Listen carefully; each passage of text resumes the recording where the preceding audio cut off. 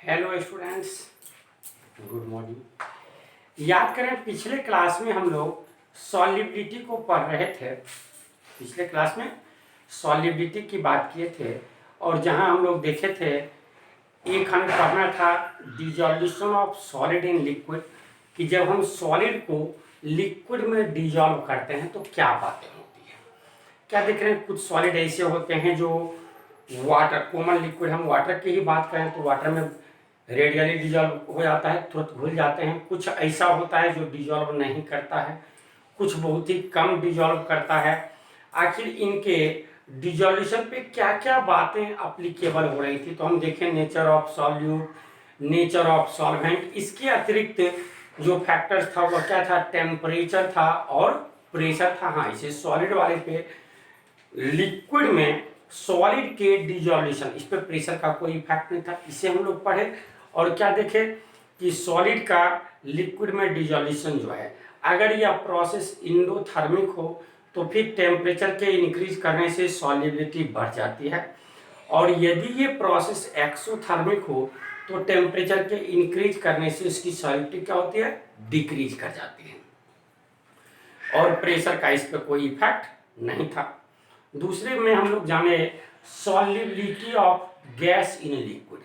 तो जब हम क्या करते हैं, इसमें देखिए solubility of gas in liquid, तो यहाँ हम लोग जाने कि गैस का लिक्विड में जो डिजोल्यूशन है, ये प्रोसेस ऑलवेज एक्सोथर्मिक है, और जब यह प्रोसेस ऑलवेज एक्सोथर्मिक है तो टेम्परेचर के इंक्रीज करने से इसकी सॉल्युबिलिटी क्या हो जाएगी, ऑलवेज डिक्रीज कर जाएगी।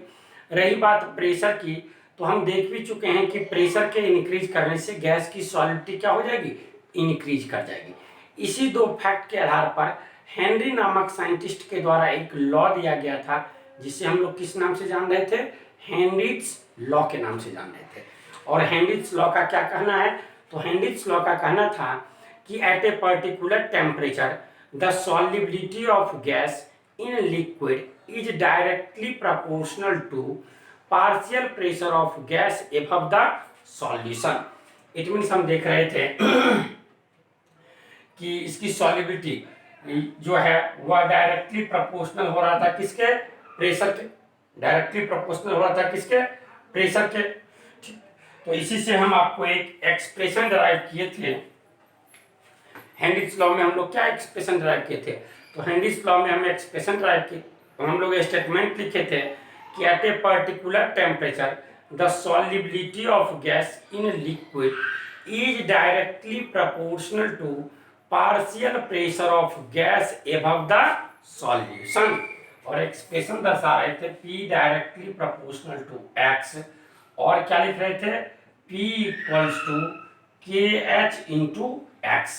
जहां हम देखे कि P क्या है, तो partial pressure of gas above the solution, KH Henry's law constant, जिसका मान दो बातों पे डिपेंड कर रहा था, नेचर ऑफ गैस और टेम्परेचर पे डिपेंड कर रहा था, और X हमारा क्या था, तो मोल fraction of gas in solution, mole fraction of gas in solution.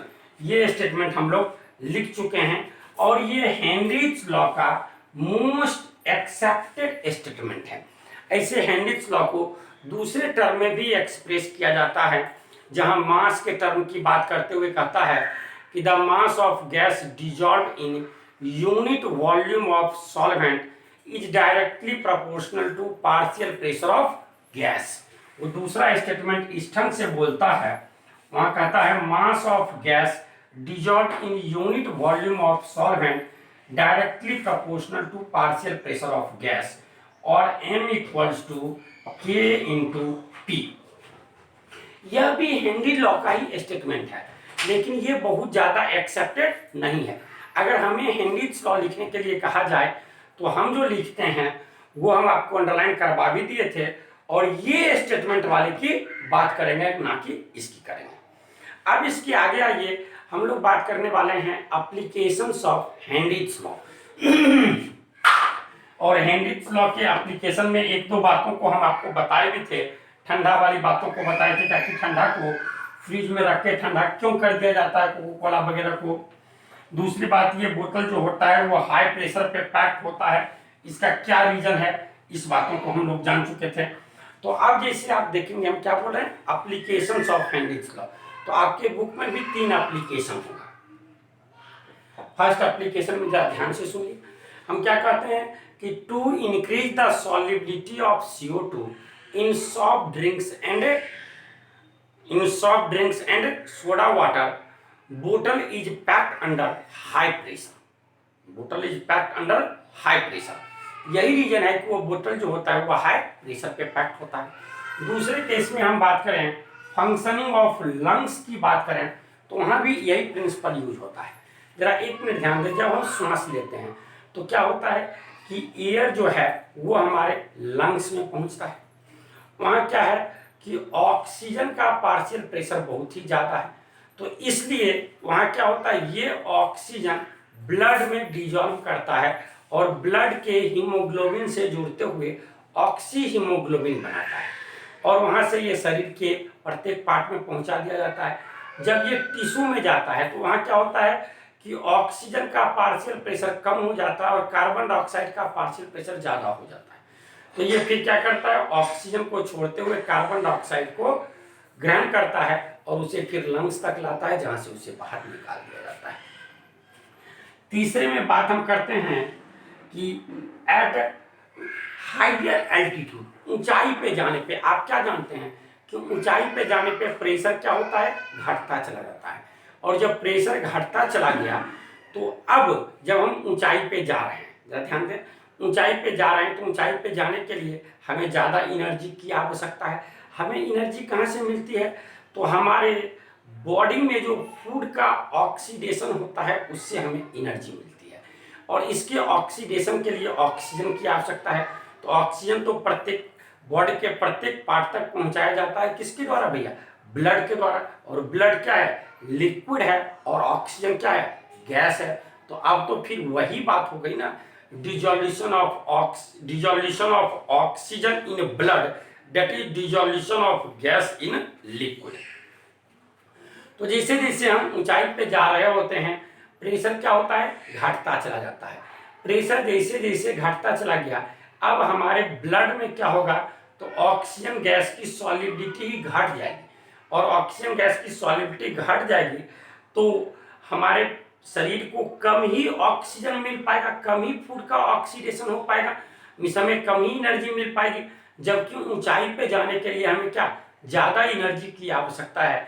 इसलिए क्या होता है, आदमी में कमजोरी महसूस होती है, वो सही ढंग से सोच नहीं पाता है, बेहोशी ढंग का अनुभव होने लगता है। ठीक, कभी कभी ऐसा भी हो सकता है आदमी मर भी जाता है। इस टर्म का नाम क्या होता है, एनॉक्सिया। ये टर्म हमारा क्या है, ऐसे उतनी ढंग की बातें नहीं होती। ऊपर जाने पे ऑक्सीजन की जो कमी होने लगी तो वो सही ढंग से सोच नहीं पाता है, वोमिटिंग टेंडेंसी अराइज करती है। इस टर्म का बायोलॉजिकल नाम जो है वह क्या है, एनॉक्सिया है। नेक्स्ट एप्लीकेशन में हम बात करें सी डाइवर्स की बात करें, गोताखोर की बात करें, तो गोताखोर जब समुद्र में जाता है तो समुद्र के नीचे जाने पे क्या होता है भैया, प्रेशर बढ़ता है। ऊंचाई पे जाने पे प्रेशर घटता है, तो नीचे जाने पे क्या होता है, प्रेशर बढ़ता है। तो अब अगर वो नॉर्मल एयर को लेके जाता हो सांस लेने के लिए, तो नॉर्मल एयर में क्या है, 21% ऑक्सीजन है, 78% तो क्या है, नाइट्रोजन है। तो अब जैसे जैसे प्रेशर बढ़ता जाएगा, गैस की सॉल्युबिलिटी क्या होती जाएगी, बढ़ते जाएगी। तो ऑक्सीजन भी तेजी से घुलता जाएगा और नाइट्रोजन भी तेजी से घुलता जाएगा। ऑक्सीजन जो होगा वह तो बॉडी के मेटाबॉलिज्म में यूज हो जाएगा, जबकि नाइट्रोजन तो यूज होगा नहीं। तो जब वो गोताखोर क्या होगा, नीचे से ऊपर की ओर तेजी से आना शुरू करेगा, तो अब फिर से प्रेशर क्या हो गया, तेजी से घटना शुरू हो गया। प्रेशर तेजी से घटना शुरू हो गया तो हमारे ब्लड में जो नाइट्रोजन गैस घुला हुआ है वह क्या चाहेगा, वहां से बाहर निकलना चाहेगा, कैपिलरी से बाहर निकलना चाहेगा बुलबुला के थ्रू। और जैसे वो बुलबुला बनाएगा, ब्लड कैपिलरी को क्या कर देगा, ब्लॉक कर देगा। जैसे ही ब्लॉक कर दिया, ठीक, वहां क्या हो जाएगा, बैंड हो जाएगा और काफी दर्द होने लगेगा। तो इससे बचने के लिए गोताखोर क्या करता है, जो एयर को यूज करता है वो क्या होता है, कंप्रेस्ड एयर होता है, जिसमें क्या होता है कि हीलियम 11% आ जाता है, ऑक्सीजन का परसेंटेज बढ़ा दिया जाता है 32% के आसपास, और नाइट्रोजन का परसेंटेज घटा के 55 के आसपास कर दिया जाता है। आखिर अब आप कहेंगे कि ये ऑक्सीजन को, हीलियम को क्यों डाला गया। तो इसका रीजन क्या है कि हम कहते हैं कि unlike nitrogen, helium is very little soluble in blood even at very high pressure. Pressure जब बहुत ज़्यादा भी हो जाए तो भी उस प्रेशर पे नाइट्रोजन के कंपैरिजन में हीलियम गैस की सॉल्युबिलिटी ब्लड में क्या है, बहुत ही कम है। और जब बहुत ही कम है तो उतना आराम से बाहर निकल जाएगा, कोई दिक्कत नहीं होगी। या फिर गोताखोर क्या हो, धीरे धीरे ऊपर की ओर आए तो भी परेशानी कम है, तो भी परेशानियां कम है। लेकिन ये सारी बातें ऑब्जर्व नहीं, इतनी बातों से बचने के लिए डायरेक्ट क्या किया जाता है, कंप्रेस्ड एयर को यूज कर लिया गया। ये सब क्या है, तो हेनरिच लॉ के एप्लीकेशन है।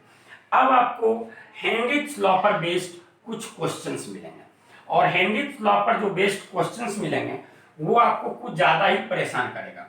क्यों परेशान करेगा, जरा एक मिनट ध्यान से देखिए कि हेनरिच लॉ के क्वेश्चंस को बनाने में आप क्या ध्यान देंगे। हेनरिच लॉ में है P equals to KH into X. P हमारा क्या है, तो पार्शियल प्रेशर है, x हमारा क्या है, मोल फ्रैक्शन है, या क्या है, मोल फ्रैक्शन है। मोल फ्रैक्शन है, इट मींस क्या, ये यूनिट लेस होगा, या क्या होगा, यूनिट लेस होगा। तो देखिए इसका तो कोई यूनिट है नहीं, तो क्या होना चाहिए, P इक्वल्स टू KH। इस दोनों तरफ का यूनिट और डायमेंशन क्या सेम होना चाहिए। तो आप प्रेशर का जो यूनिट यूज करेंगे वही यूनिट किसके लिए यूज करेंगे, KH, हेनरिच लॉ कांस्टेंट के लिए भी यूज करेंगे। और प्रेशर को आप जान रहे हैं, आपको 11th में ही बताए थे कि प्रेशर को डिफरेंट फॉर्मेट में कैसे चेंज करते हैं, conversion factors related to pressure, हम आपको उस समय भी बताए हैं 11th में। कन्वर्सन फैक्टर्स, फिर से लिख देते हैं, related to pressure, related to pressure. अब आइए हम बात करें 1 atm। 1 atm प्रेशर किसे कहते हैं, 1 atm बराबर हो गया 76 सेंटीमीटर ऑफ Hg कॉलम। कि जब बैरोमीटर में मरकरी का लेवल 76 सेंटीमीटर तक आ जाता है तो हम कहते हैं इसी के द्वारा जो प्रेशर एग्जर्ट हो रहा है वह क्या होगा, 1 atm होगा। या इसे जब हम mm में कहते हैं क्या बोलते हैं, 760 mm ऑफ Hg, या इसे ही हम कह सकते हैं 760 टॉर, 760 टॉर। ठीक, टॉर्सलीज नामक साइंटिस्ट के द्वारा बैरोमीटर का आविष्कार किया गया था, इसलिए उनके रिस्पेक्ट में mm ऑफ Hg को हम क्या कहते हैं, टॉर भी कहते हैं। ठीक, आगे हम कह सकते हैं 1.01325 बार, 325 बार, या 1.01325 इंटू 10⁵ पास्कल। अब जनरली प्रेशर एटीएम में ना लेके बार में रहता है। 1 बार एग्जैक्टली इक्वल्स टू 10⁵ पास्कल होता है, जबकि 1 एटीएम जो है वह 1.01325 इंटू 10⁵ पास्कल होता है। अगर हम बात करें 1 बार, ये होता है 0.987 एटीएम, या हम इसे क्या कहते हैं 10⁵ पास्कल। ये हमारा प्रेशर का कन्वर्सन फैक्टर्स है, जिसे आप क्या करेंगे, घेर के कहीं भी लिख लेंगे, ये बहुत जगहों पे आपको यूज होगा। अब आइए हम क्वेश्चंस को बनाने में देखेंगे तो क्या बोल रहे हैं, P equals to KH into X. X जो है ये तो हमारा मोल फ्रैक्शन है, इसका तो कोई यूनिट है नहीं, तो यहाँ फिर क्या हो गया, P equals to KH। P equals to KH, जो प्रेशर का यूनिट होना चाहिए वही क्या होना चाहिए, KH, हेनरिच लॉ कांस्टेंट का भी यूनिट होना चाहिए। आइए अब हम बात करें कि इस पर बेस्ड क्वेश्चंस कौन कौन से हैं। तो इस पर बेस्ड क्वेश्चंस आपको आरसी मुखर्जी में नहीं है, इस पर बेस्ड क्वेश्चन आपको केवल और केवल एनसीईआरटी में मिल रहा है। और एनसीईआरटी में कौन कौन से क्वेश्चंस हैं पहले हम उसे लिखते हैं, इसके बाद आपको बताते हैं। तो एनसीईआरटी में हमारा क्वेश्चन है एग्जाम्पल 2.4 in text 2.6 2.7 एक्सरसाइज में क्वेश्चन होगा 2.11 2.12 2.13 2.35 एंड 2.39, 2.39, ये सब जो क्वेश्चंस हैं इस पर बेस्ड क्वेश्चंस हैं। आइए जैसे हम बात करें 2.4 की, बिल्कुल हम आपको बता रहे हैं क्योंकि देखिए यहाँ कुछ क्वेश्चंस में अप्रोक्सीमेशंस वगैरह भी यूज करना पड़ जाएगा, जरा एक मिनट ध्यान से देखें। जैसे हम बात कर रहे हैं 2.4 की, तो 2.4 में कहता है कि if nitrogen gas is bubbled through water at 293 kelvin, how many millimoles of nitrogen gas would dissolve in 1 liter of water. Assume that nitrogen exerts a partial pressure of 0.987 bar. Given that Henry's law constant for nitrogen at 293 Kelvin is 76.48 k bar, इस kilo बार में दे दिया है। तो देखिए 2.4 में हम क्या देख रहे हैं कि पार्शियल प्रेशर हमें दिया हुआ है 0.987 बार। हम देख रहे हैं के एच हेनरिच लॉ कांस्टेंट दे दिया है 76.48 के बार। हमें क्या कहा जा रहा है कि नाइट्रोजन गैस को वाटर में डिजॉल्व किया जा रहा है, और वाटर जो लिया उसका वॉल्यूम क्या है, तो वॉल्यूम ऑफ वाटर है 1 लीटर। वॉल्यूम ऑफ वाटर क्या है, ये हमारा है 1 लीटर, इट मीन्स क्या हो गया 1000 ml। और आप जानते हैं कि डेंसिटी ऑफ वाटर भी क्या होता है 1 ग्राम पर ml ही होता है। It means mass of water जो होगा ना, मास ऑफ वाटर वह भी क्या हो जाएगा 1000 ग्राम ही हो जाएगा। तो हमें बताना है number of millimoles of nitrogen which should be dissolved in 1 litre of water, which should be dissolved in 1 litre of water. तो देखिए हम क्या कर रहे हैं, पी हमारा बार में है जबकि ये हमारा क्या है किलो बार में है, तो इसे भी हम क्या करते हैं बार में चेंज कर देते हैं 76.48 इंटू 10 टू द पावर 3 बार। अब आप क्या करेंगे by applying Henry's law, P equals to K H into X, इससे x निकल जाएगा। x क्या हो जाएगा भैया P बाई के एच। P का मान क्या है 0.987 और KH का मान क्या हो गया 76.48 इंटू 10 टू द पावर 3, यही आ जाएगा आपका 1.29 into 10 to the power -5।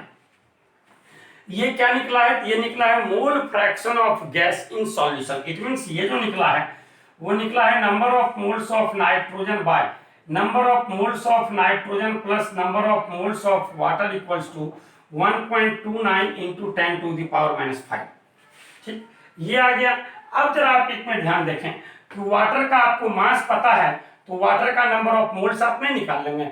Water का नंबर ऑफ मोल्स हो जाएगा मास इन ग्राम 1000 बटे में 18, इसके 55.56 यहाँ तक हम किए। तो देखिए हमें क्या निकल गया number of moles of water निकल गया। जब हमें वाटर का नंबर ऑफ मोल्स निकल चुका है तो आप क्या देख रहे हैं, यहाँ जरा ध्यान दें। हमारा मोल फ्रैक्शन जो है यह टर्म क्या आया है, तो यह आया है 1.29 into 10 to the power -5। It means ये वैल्यू बहुत ही कम है और नीचे वाला वैल्यू क्या है बहुत ही ज्यादा है। ये वैल्यू हमारा क्या है बहुत ही कम है, नीचे वाला वैल्यू क्या है बहुत ही ज्यादा है। नीचे वाले दो का एडिशन है, एक इस बहुत ही कम का और एक इसका, और ये दोनों मिलकर बहुत ही ज्यादा हो रहा है। इट मीन्स हम क्या जान रहे हैं बहुत ही ज्यादा में यदि बहुत ही कम को जोड़ें तो कोई चेंज नहीं होता है, कितने के बराबर मिलता है बहुत ही ज्यादा के ही बराबर। इसलिए जो एडिशन होगा वो क्या हो जाएगा नेग्लिजिबल हो जाएगा। तो हम क्या देख रहे हैं अप्रोक्सीमेशन लगाइए, since number of moles of nitrogen much lesser than number of moles of water, so number of moles of nitrogen plus number of moles of water almost equals to number of moles of water. It means क्या लिखेंगे number of moles of nitrogen by number of moles of water equals to कितना हो जाएगा 1.29 into 10 to the power -5। ठीक, तो number of moles of nitrogen 1.29 into 10 to the power -5 into 55.56। इससे क्या निकला तो number of moles of nitrogen निकला, जबकि हमें क्या निकालना है तो number of millimoles of nitrogen निकालना है। तो जब हम नंबर ऑफ मोल्स निकाल चुके हैं तो फिर नंबर ऑफ मिलीमोल्स निकालने के लिए क्या करेंगे, उसमें 1000 से मल्टीप्लाई कर देंगे तो हमारा नंबर ऑफ मिलीमोल्स निकल जाएगा। यही हमारा हो गया फर्स्ट क्वेश्चन। आप देखिए बिल्कुल आपके बुक में बनाया हुआ भी होगा, बिल्कुल आपके बुक में बनाया हुआ भी है। ये नंबर ऑफ मोल्स निकाल लिए तो फिर इसके आगे चल के नंबर ऑफ मिलीमोल्स आप निकाल लेंगे। आइए इसके आगे देखें क्वेश्चन नंबर 2.6। इसके आगे देखें क्वेश्चन 2.6। क्वेश्चन 2.6 में देखिए क्या कहा जा रहा है। तो क्वेश्चन 2.6 में कहता है H2S a toxic gas with rotten egg like smell is used for qualitative analysis। इससे तो हमें कोई काम है नहीं। कहता है if the solubility of H2S in water, solubility of H2S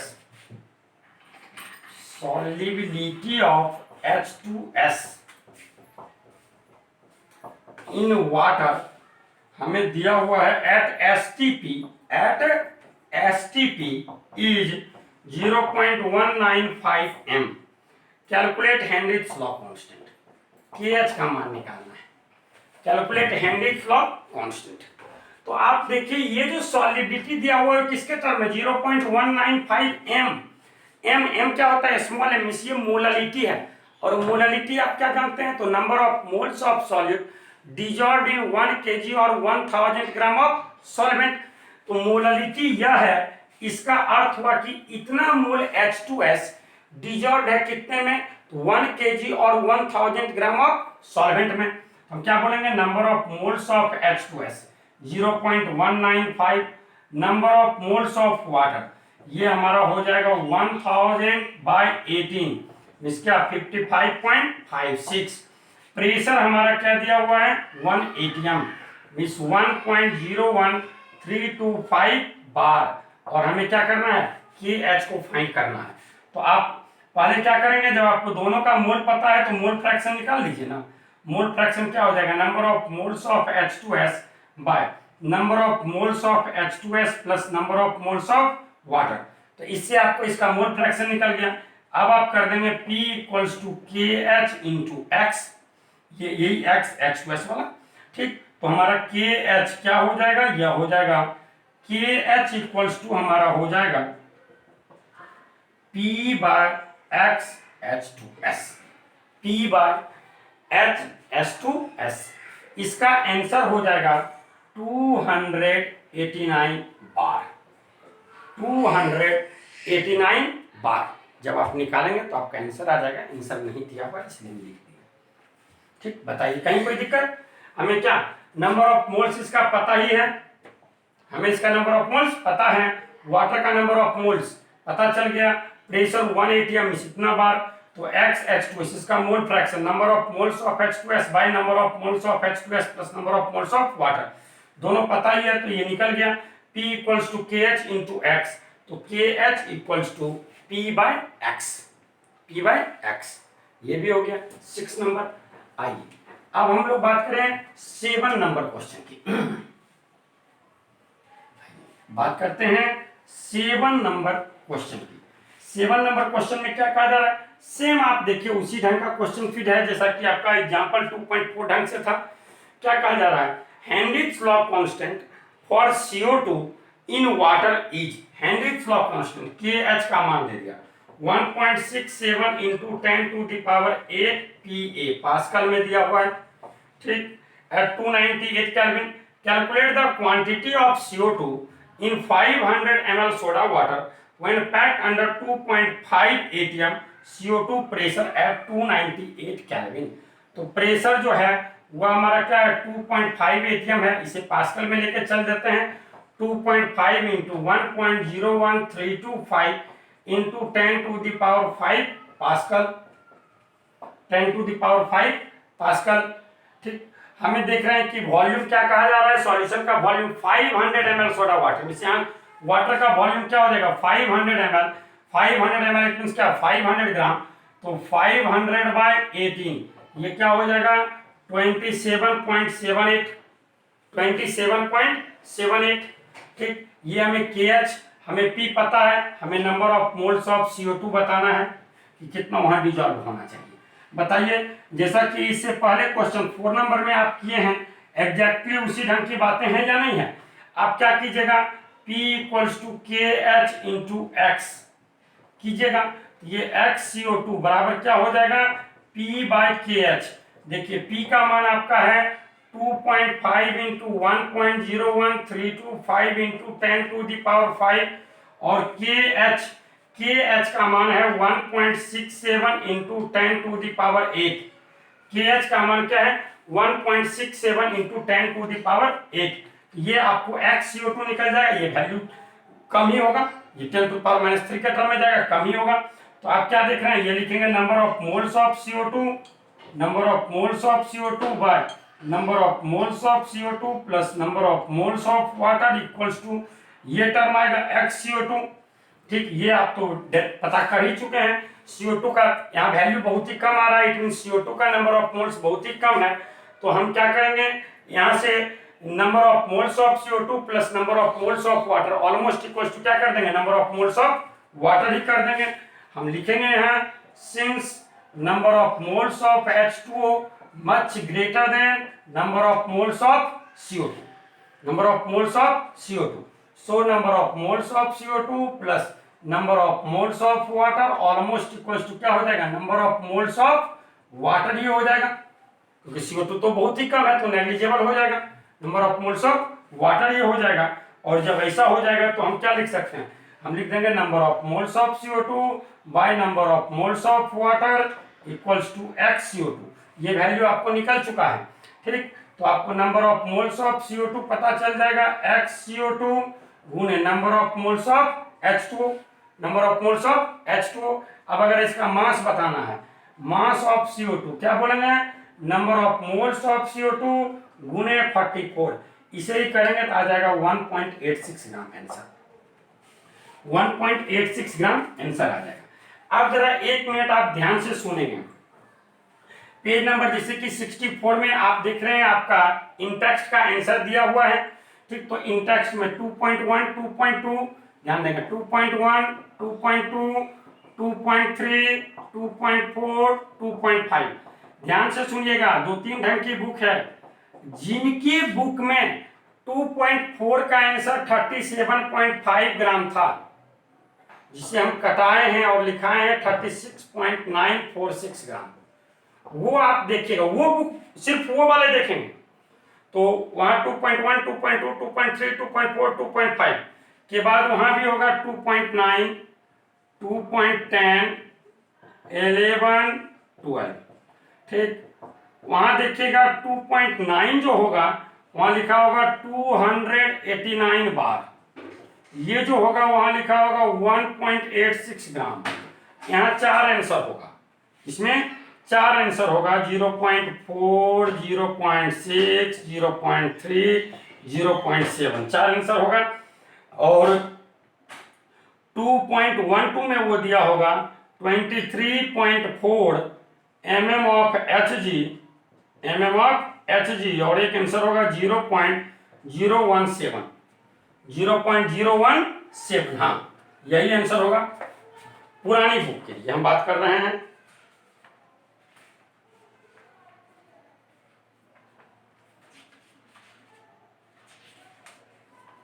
पुरानी बुक में इस ढंग की बातें होंगी।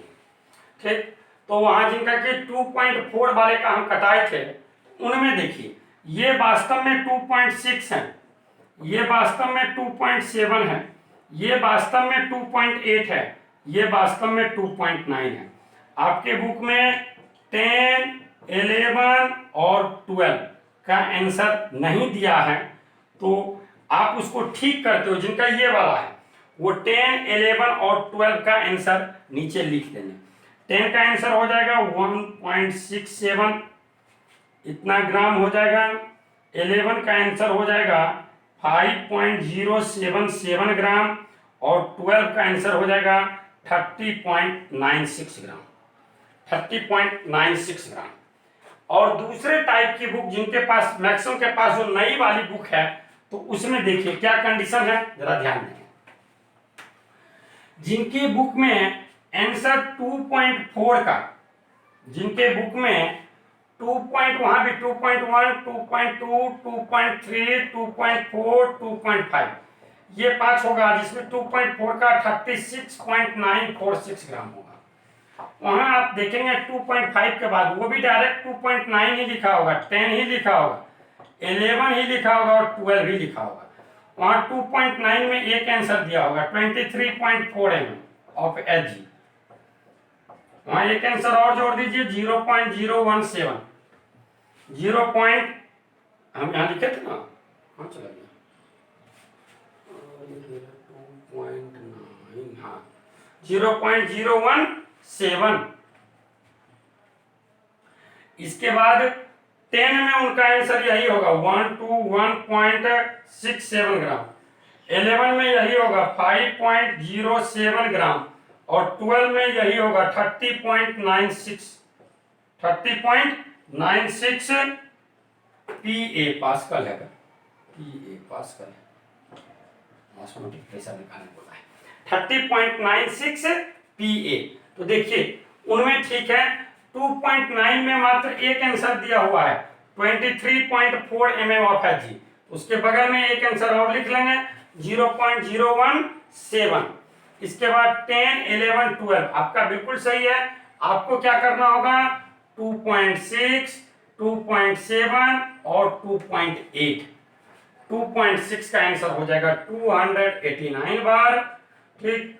2.7 का 1.86 ग्राम और 2.8 का तो जैसा कि आपको बताया ही 4 आंसर हो जाएगा 0.4, 0.6, 0.3, 0.7। तो आप ऐसा लिखें।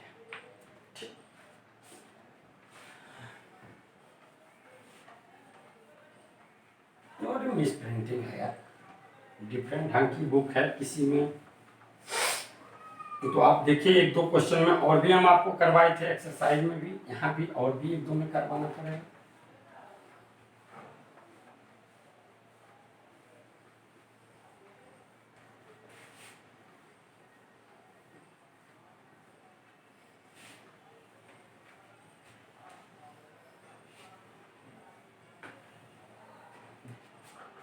हाँ आइए इसके आगे अब हम बात करेंगे एक्सरसाइज की।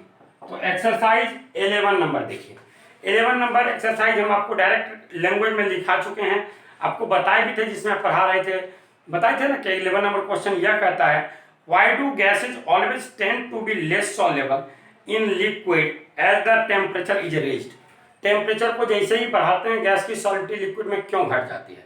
तो आपको रीजन हम बताए कि since solubility of gas in a liquid is an exothermic process. ये क्या है, एक्सोथर्मिक प्रोसेस है, इस कारण घट जाती है, फर्स्ट पॉइंट में ही लिखाए हैं। दूसरे में कहता है state Henry's law and mention some important application, आपको डायरेक्ट पता लिखाया जा चुका है। तीसरा ये नंबर देखिए, ये 2.13 जो है, 2.13 जो है ये हेनरीज लॉ का सेकेंड फॉर्मेट पर बेस्ड क्वेश्चन है जहां मास से जोड़ा है। तो यहाँ क्या होगा m equals to k into P, m equals to k into P. तो एक जगह हम अगर m1 लिखें m1 equals to k into p1, दूसरे केस में हम अगर m2 लें m2 इक्वल्स टू क्या हो जाएगा k इंटू p2। अब आप क्या करेंगे इक्वेशन 1/2 या 2/1 कर दीजिए ना, 1/2 या 2/1 कर दीजिए तो हो जाएगा m1/m2 इक्वल्स टू p1/p2। देखिए दोनों मास दिया हुआ है, एक प्रेशर दिया हुआ है, दूसरा प्रेशर निकालना है, नहीं निकल जाएगा। यही ना क्वेश्चन कहता है देखिए the partial pressure of ethane, ethane क्या है गैस है, ओवर ए सॉल्यूशन कंटेनिंग इतना gram of ethane is 1 bar. Partial pressure of ethane, ethane का partial pressure over a solution containing इतना gram of ethane is 1 bar. Pressure दिया हुआ है, मास यह है, ठीक। इफ द सॉल्यूशन कंटेन्स इतना gram of ethane then what shall be the partial pressure of gas. तो गैस का पार्शियल प्रेशर क्या होगा आराम से बता दें। इसके बाद क्वेश्चन नंबर क्या बताए थे 35 नंबर इसका है। 35 नंबर तो और भी आसान कहता है, देखिए क्या कहता है Henry's law constant for the molality of methane in benzene, for the molality of methane in benzene at 298 kelvin is Henry's law constant दिया हुआ है KH, कहता है 4.27 into 10⁵ mm of Hg, calculate the solubility of methane. Solubility बताइए मिस, direct x बता दीजिए ना। Solubility of methane in benzene at 298 kelvin under pressure जो है वो क्या है 760 mm ऑफ Hg है। तो यहाँ तो आपको प्रेशर को चेंज करने की भी आवश्यकता नहीं है, क्योंकि आप क्या देख रहे हैं, किसी का भी P का वही यूनिट है जो KH का यूनिट है। तो P इक्वल्स टू क्या होता है भैया KH इंटू एक्स, तो x इक्वल्स टू क्या हो जाएगा P/KH, x इक्वल्स टू क्या हो जाएगा P/KH, P/KH कर दिए, बातें खत्म। x इक्वल्स टू हमारा हो जाएगा P equals to KH into x, तो x इक्वल्स टू क्या हो जाएगा भाई P/KH, हमारी बातें समाप्त हो जाएंगी। अब आइए इसके आगे एक क्वेश्चन और भी है, लेकिन उससे बताने से पहले हम एक क्वेश्चन आपको बता रहे हैं IIT 2009 का, जो कि बहुत ही अच्छा क्वेश्चन है, बहुत ही अच्छा क्वेश्चन है। जरा हम बुक से देख के आपको एग्जैक्टली डिजिट तक बोल देते हैं, देखें।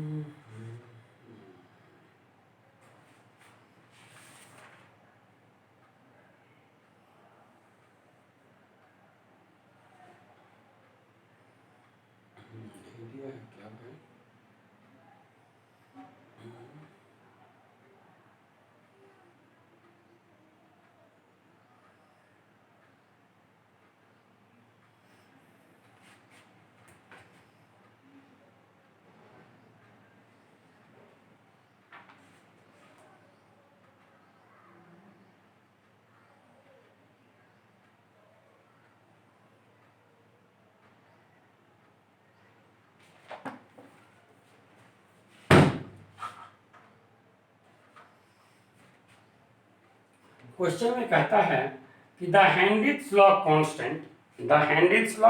Constant for the solubility of nitrogen gas in water, for the solubility of nitrogen gas in water is 1 into 10⁵ atm, is 1 into 10⁵ atm mole. The mole fraction of nitrogen in air, the mole fraction of nitrogen, nitrogen का mole fraction कहाँ दिया हुआ है air में, जो कहता है 0.8 है। तो हमें पता क्या करना है, ठीक, the number of moles of nitrogen gas which should be dissolved in 10 moles of water, in 10 moles of water, in 10 moles of water at a total pressure of 5 atm each, at a total pressure of 5 atm each। तो आइए जरा देखिए question में क्या कहता है, फिर से क्वेश्चन सुने। क्वेश्चन में कहता है कि the solubility of the Heinrich law constant for the solubility of nitrogen gas in water is 1 into 10⁵ atm if mole fraction of nitrogen in air is 0.8, the number of moles of nitrogen gas which should be dissolved in 10 moles of water at a total pressure of 5 atm each। तो देखिए ये हमारा क्या है, total pressure दिया हुआ है, P total दिया हुआ है 5 atm टोटल, इसी ये भी लिखता है कि प्रेशर क्या है 5 atm है। तो भैया यहाँ तो क्या आप देख रहे हैं कि नाइट्रोजन का मोल फ्रैक्शन कंप्लीटली 1 तो नहीं है, या नाइट्रोजन का मोल फ्रैक्शन क्या है 1 से कम है, इसमें नाइट्रोजन भी है और कोई दूसरी गैस भी है, तो हमें सब गैस खुलेगा। तो अब इसकी बात करनी होगी, तो इसके पार्शियल प्रेशर को लेते हुए हमें आगे बढ़ना होगा। याद कीजिए, हम Dalton's law of partial pressure को लगाते हुए पार्शियल प्रेशर ऑफ नाइट्रोजन बराबर क्या लिखेंगे, मोल fraction of nitrogen, mole fraction of nitrogen into total pressure, into total pressure, into total pressure. हमें मोल फ्रैक्शन नाइट्रोजन का पता है 0.8, टोटल प्रेशर है 5, तो ये कितना हो गया 4 atm हो गया। अब देखिए, हमें पता करना है number of moles of nitrogen, जबकि वाटर का नंबर ऑफ मोल्स हमें दिया हुआ है 10। ठीक, तो हम क्या करेंगे, अब यूज करते हैं हेनरिच लॉ को, P equals to KH into x. Nitrogen ये कहाँ होगा, सॉल्यूशन में होगा, पार्शियल प्रेशर ऑफ नाइट्रोजन लेना है। तो आप देखिए x N2 mole fraction of nitrogen in solution, ये हमारा क्या हो जाएगा, partial pressure of N2 by क्या, KH, partial pressure of N2 4 by 1 into 10 to the power 5, it means क्या 4 इंटू 10 टू द पावर -5। ये हमारा क्या निकला है, number of moles of nitrogen by number of moles of nitrogen plus number of moles of water. अब देख रहे हैं ये वैल्यू बहुत ही कम है, तो आप क्या कर सकते हैं, since number of moles of nitrogen much lesser than number of moles of water, so number of moles of nitrogen plus number of moles of water almost equals to number of moles of water ही रह जाएगा, almost equals to number of moles of water ही रह जाएगा। तो हम क्या लिखेंगे, number of moles of nitrogen by number of moles of water equals to 4 into 10 to the power -5। तो number of moles of nitrogen क्या हो जाएगा, 4 इंटू 10 टू द पावर -5 गुने 10, मीन्स क्या 4 इंटू 10 टू द पावर -4। यही answer हो गया, 4 into 10 to the power -4। वहाँ 4 ऑप्शन दिया हुआ था, 4 into 10 to the power -4, 4 into 10 to the power -5, 4 into 10 to the power -6, और एक में था 5 इंटू 10 टू द पावर -4। जो बच्चा क्या करेगा, पार्शियल प्रेशर का कंसेप्ट यूज नहीं करेगा, टोटल प्रेशर को लेते हुए चलने लगेगा, उसका आंसर क्या आ जाएगा, 5 इंटू 10 टू द पावर -4, जो क्या हो जाएगा, गलत हो जाएगा। इसलिए वहां हम क्या लिख रहे थे हेनरिच लॉ में, पार्शियल प्रेशर। पार्शियल प्रेशर इसलिए कि वहां जितनी भी गैस प्रेजेंट होंगी, ठीक, सब वहां कुछ ना कुछ घुलेगा। तो कोई गैस जो घुलेगा वो कितना घुलेगा, तो उसकी सॉल्युबिलिटी जो होगी उसके पार्शियल प्रेशर के डायरेक्टली प्रोपोर्शनल होगी। जिसका पार्शियल प्रेशर ज्यादा होगा उसकी सॉल्युबिलिटी भी क्या हो जाएगी, ज्यादा हो जाएगी। ऐसा ही एक क्वेश्चन आप देखें, बिल्कुल इससे भी अच्छा क्वेश्चन वो है हमारा एनसीईआरटी का क्वेश्चन नंबर 39। क्वेश्चन नंबर 39 जरा यहां ध्यान दें, क्या कहता है, तो कहता है air is a mixture of gases, air is a mixture of gases, जहां मेन कंपोनेंट क्या है, तो नाइट्रोजन और ऑक्सीजन है। Air is a mixture of number of gases, the major components are oxygen and nitrogen with approximate proportion of 20% और 79% by volume. तो ये हमारा जो बाय वॉल्यूम है वही हमारा बाय मोल भी हो जाएगा, मींस मोल फ्रैक्शन हो जाएगा। तो हम बोले कि मोल फ्रैक्शन ऑफ ऑक्सीजन, तो ये क्या हो जाएगा 0.2 हो जाएगा।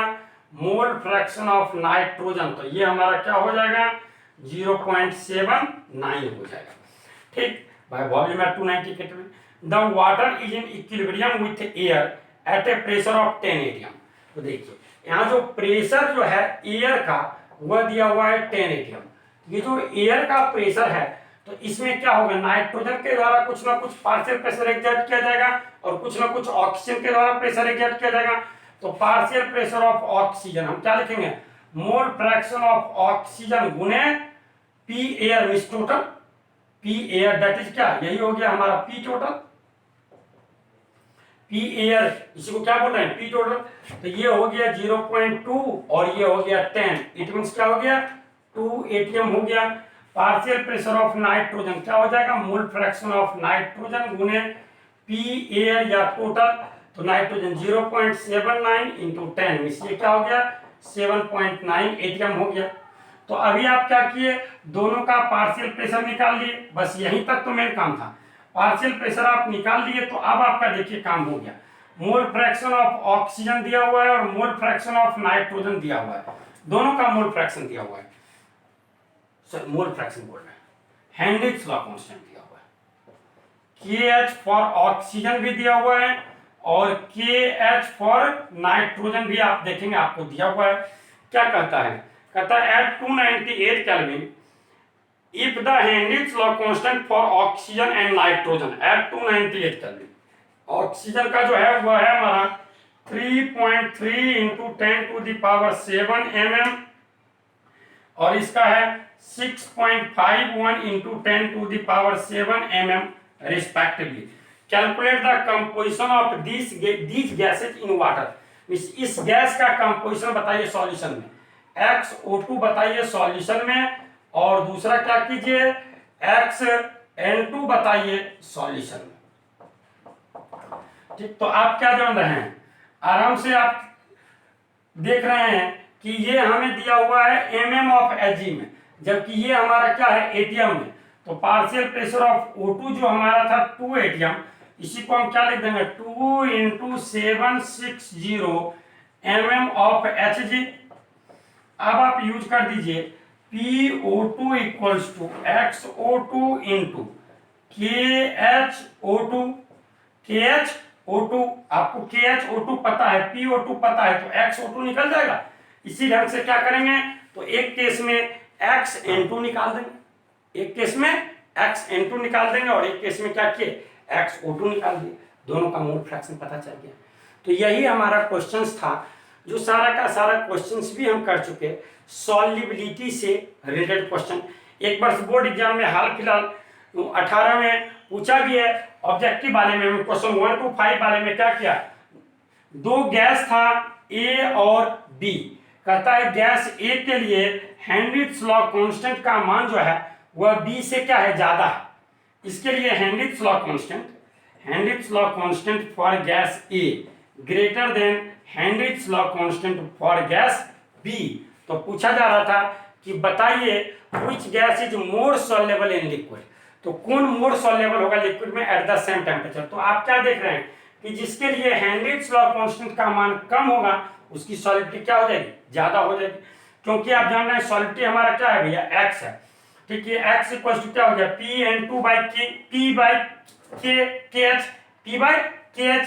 तो KH का मान अगर ज्यादा हो तो X का मान क्या होगा, कम होगा। तो सॉल्युबिलिटी ज्यादा हो, इसका मान क्या, KH का मान कम हो, तो जिसके लिए KH का मान कम है उसकी सॉल्युबिलिटी क्या हो जाएगी, ज्यादा हो जाएगी। तो आपका सॉल्यूशन का एक पोर्शन आज फिर से समाप्त हो गया। इसके आगे हम लोग सारा का सारा यहाँ तक पे बेस्ड जो भी क्वेश्चन था सभी की चर्चा कर चुके हैं, और इसके आगे कल हम लोग बात करेंगे properties of liquid means vapour pressure, evaporation, Rawls law, ये सब हम लोग बात करेंगे। प्रॉपर्टीज ऑफ लिक्विड,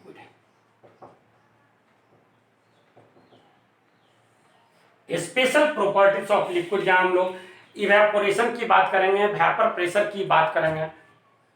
तो यहां से हम लोग नेक्स्ट क्लास में पढ़ेंगे।